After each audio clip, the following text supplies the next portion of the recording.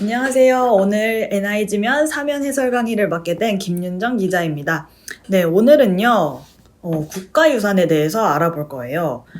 일단 제목을 볼게요. 경주 석굴암, 제주 오름, 부여백제 왕릉까지 60일 만에 국가유산을 모두 탐방한 사람이 있는데 바로 외국인이라고 합니다. 네, 어떤 사연을 가지고 국가유산 이렇게 60일 만에 보게 됐는지 한번 살펴보겠습니다. 네, 여러분들 역사의 발자취를 따라서 전국 방방곡곡을 돌아다닌다면 무엇을 볼 수 있을까요?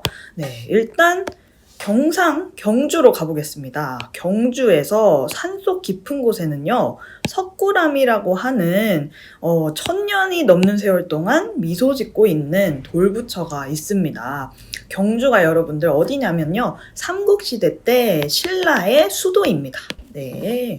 한번 석굴암의 사진도 한번 볼게요. 석굴암이 이렇게 돼 있어요. 이미 문화유산으로는 1995년에 등재가 됐다고 합니다. 이전에 국가유산에 대해서 먼저 알아봐야겠네요. 국가유산은요, 여러분, 우리나라에서 역사나 문화, 예술, 자연 등 다음 세대한테 전해주기 위해 지켜야 될 자산을 말합니다. 네, 그래서 무형유산도 있고요, 문화유산도 있고, 자연유산도 국가유산에 다 포함이 됩니다. 그러니까 뭐 탈춤이라든지 이렇게 눈에 보이지 않는 것도 국가유산인 거예요. 그리고 뭐 당연히 문화재나 뭐 왕릉 아니면 건축물, 뭐 궁궐 이런 것들은 다 문화유산이고요. 그리고 자연도 국가유산이 될 수 있어요. 좀 이따 설명을 드릴 건데 제주도의 오름 이런 것들이 자연유산에 속합니다. 네, 그런데 이 석굴암은요, 신라 수도인 경주에 있는데 당연히 건축물이기 때문에 문화유산이겠죠. 국가유산 중에서도 문화유산이다 이렇게 생각을 해주시면 되겠습니다. 네, 정말 일찍이 등재가 됐었어요. 여기 보시면요, 이 주변에 있는 이 조각들도 다 신라시대 사람들이 했던 겁니다. 무려 이제 1000년 전에 이렇게 했다고 해요. 이 석굴암 속에 이 돌부처가 4m가 넘는 크기라고 하거든요. 그러니까 어마어마한 높이에 이 돌을, 어마어마한 크기의 돌을 이렇게 일일이 다 깎은 겁니다. 1000년 전에요. 1200년 전에 지어졌다고 나와 있습니다. 그리고 화강암을 다듬어서 도매 형태로 쌓아 올렸다고 합니다. 네, 이런 도매 형태로 뭔가 건축을 하는 게 정말 쉽지 않은 기술이거든요. 그냥 이렇게 일반 지붕을 얻는 것보다 둥그렇게 하려면요, 여기에 뭐 이걸 받쳐주는 지렛대 아니면은 뭐 받쳐주는 기둥도 없는 상태에서 이 돌들이 견딜 수 있게끔 만들어야 되기 때문에 굉장히 쉽지 않은 기술로 만들어진 거라고 볼 수 있겠습니다. 그리고 무려 숲속에서 굉장히 깊은 곳에 이 석굴암이 있는 거기 때문에 굉장히 큰 공을 들인 거라고 할 수 있겠죠. 그래서 이제 고대 불교 건축의 정수로 평가된다고 합니다. 네, 여러분들 신라 시대는요, 결국에 신라가 고구려 백제 신라 중에 신라가 이 삼국을 통일을 했잖아요. 통일신라 때는요, 불교를 믿으라고 이렇게 권유를 많이 국가에서 했습니다.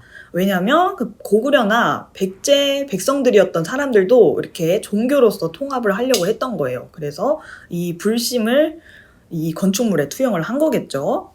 네. 그리고 경주는 어디 있을까요, 여러분들? 경주는 여기 있습니다. 그러니까 예전에는 신라가 여기 있었고 백제가 여기 있었고 고구려가 이렇게 위쪽에 있었습니다. 그래서 나중에는 신라가 여기까지 다 통일을 하게 되는데, 그래서 이 오른쪽에 있기 때문에 신라의 수도도 여기 있겠죠. 그래서 이 외국인이 일단 서울에서 경주도 간 겁니다. 네, 그 다음에는 백제로 가볼게요. 백제에는 어떤 문화유산이, 국가유산이 있냐면요, 충청남도 부여입니다. 이곳에서는요, 여러분들 백제금동 대학로가 있습니다. 백제금동 대학로도요, 1000년 전에 만들어진 거라고 합니다. 이렇게 생겼습니다. 여러분들이 교과서에서 한 번쯤 보셨을 법도 합니다. 네, 이 백제금동 대학로는요, 주차장을 공사하다가 우연히 발견됐다고 하는데 정말 뛰어난 공예품이라고 합니다. 그래서 지금도 이걸 구현하기가 굉장히 힘들 정도로 섬세한 기술이 포함되어 있다고 합니다. 용이 솟구쳐 오르는 듯한 모습도 다 구현을 했다고 합니다. 네, 여기 다 용의 모습이겠죠? 그래서 이 설명을 보면은 꿈틀대는 용이 향로를 바치고 위에는 봉황으로 보이는 새가 향로 위에 앉아 있다고 나와 있습니다. 네, 그러니까 이게 용이 아니고 봉황이네요. 그쵸. 새의 날개죠. 그리고 여기에는 꿈틀대는 용이 올라가는 것처럼 보이도록 이 받침대를 만들었습니다. 1500년 전에 만들었다고 합니다. 그래서 도저히 그 시대에 만들어진 거라고는 믿기 어려운 완벽한 구조를 띠고 있다. 이렇게 나와 있습니다. 네, 이게 용도는요, 향을 피우는 그런 향로라고 합니다. 이것은 이제 부여에 있어요. 부여는 어디죠? 부여는 아마 왼쪽쯤에 있을 거예요. 여기 있습니다.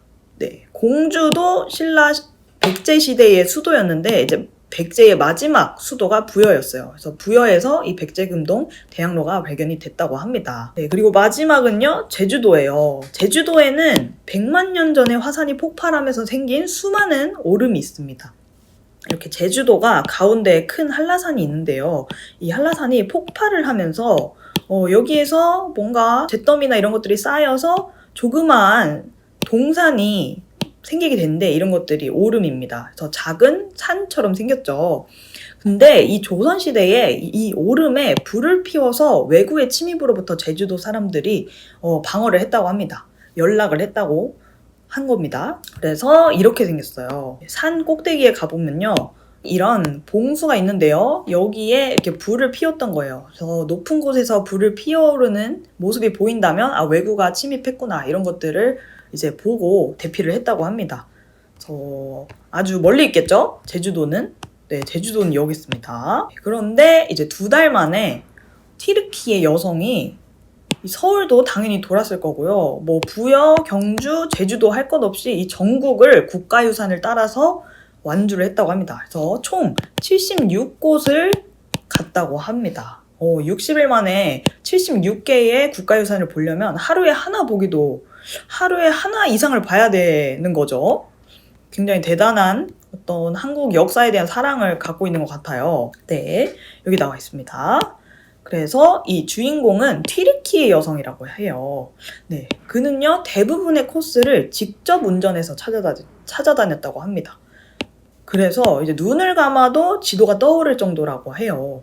네, 그래서 저도 그런 것 같아요. 유럽을 굉장히 오랫동안 여행을 했었는데, 직접 여행을 해보면 그 유럽 지도에서 어느 곳이 어떤 국가인지 다 알게 되더라고요. 그래서 직접 가보는 게 그 지리를 외우는데 가장 좋은 방법인 것 같아요.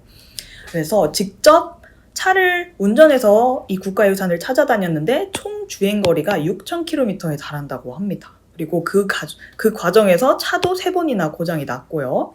네, 그가 이렇게 한국 국가유산에 빠진 이유는요, 역시 K-팝입니다. 네, K-팝에 빠져서 한국어 문학과, 튀르키예의 한국어 문학과에 입학을 했다고 해요. 그리고 교환학생으로 2017년에 왔는데 2달 만에 돈이 떨어져서 아르바이트를 하면서 생활비를 벌어서 한국 생활을 한 거예요. 네. 근데 이제 한국어가 유창하지 않았기 때문에 굉장히 힘들었겠죠. 근데 그 상황에서도 이제 한국 문화에 대한 그런 사랑으로 버텼던 거예요. 네. 그리고 지금은요, 튀르키예 국민한테 한국 문화를 알리는 파워 유튜버라고 합니다. 네, 여러분도 한번 찾아보시면 좋을 것 같습니다. 그리고 통번역 일도 하고 있습니다. 한국어 강사도 하고요. 네.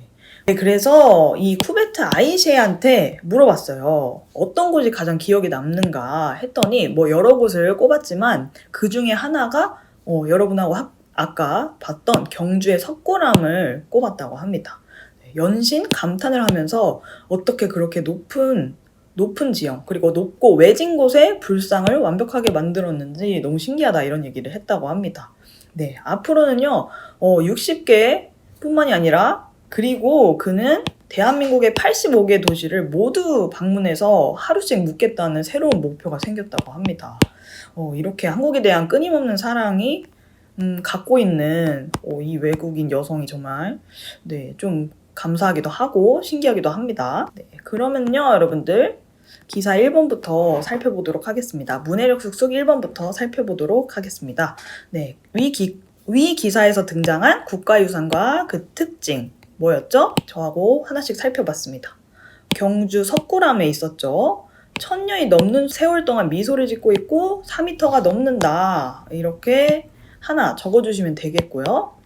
그리고 2번째는요, 백제의 마지막 수도인 부여, 그리고 이곳에서 살아 꿈틀대며 하늘로 솟는 듯한 용이 새겨진 백제금동 대양로. 이게 국가유산이죠.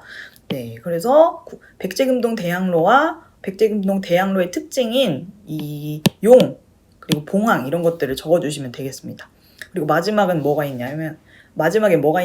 오름이 있습니다. 제주도의 오름. 네, 그리고 특징은 조선시대 때 외적이 침입했다는 그런 통신수단으로 쓰였다. 이렇게 했으면 될 것 같아요. 네, 쿠베트 아이셰가 기억에 남는 곳으로 뽑은 곳은 어느 곳이죠? 네, 1번에서 언급을 했던 신라시대 석굴암입니다. 네, 그리고 어디 있나요? 경주에 있습니다. 이렇게 적어주시면 되겠고요. 2번 문제는 좀 쉬워요. 쿠베트 아이셰는 얼마 동안 어떻게 여행을 떠났죠? 네, 기억해 주시면 좋을 것 같아요.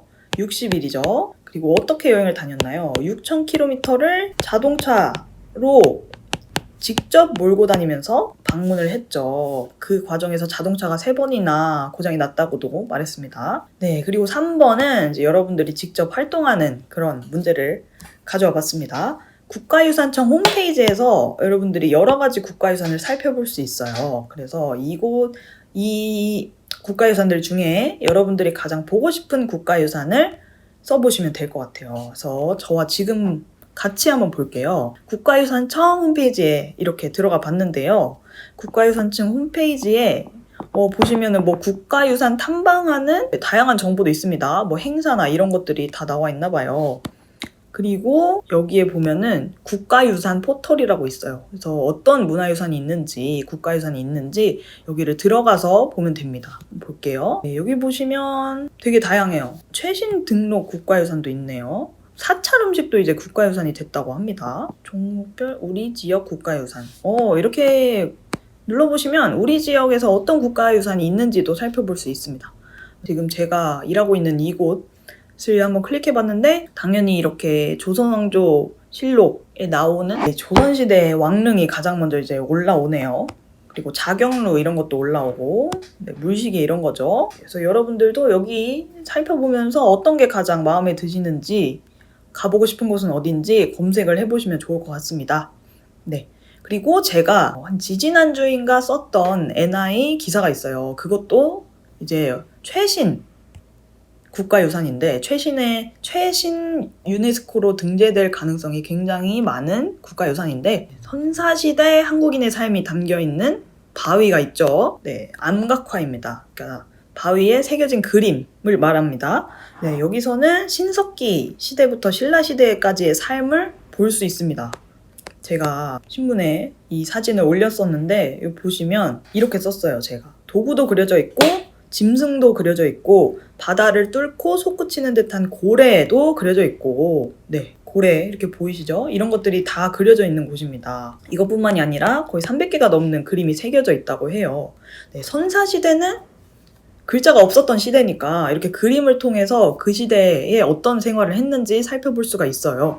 그래서 저는 이곳이 가장 가고 싶네요. 네, 그리고 이 그림과 함께 여러분들이 이유를 쓰면요. 메일로 보내주시면 좋을 것 같습니다. 네, 그럼 여기서 NI지면 사면 해설 강의를 마치도록 하겠습니다. 감사합니다.